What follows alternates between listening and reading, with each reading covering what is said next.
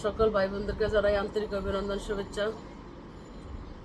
ভাই বোনেরা কেমন আছেন আপনারা? যে ভাইয়েরা আমার সাবস্ক্রাইব করছেন, একটা দুটা সাবস্ক্রাইব করেন, সেই ভাই বোনদেরকে জানাই আন্তরিক অভিনন্দন, শুভেচ্ছা।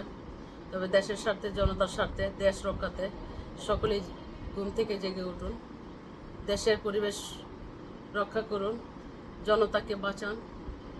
এইভাবে ঘুমিয়ে থাকলে মনে হয় দেশের জনতা ক্ষতি হতে পারে।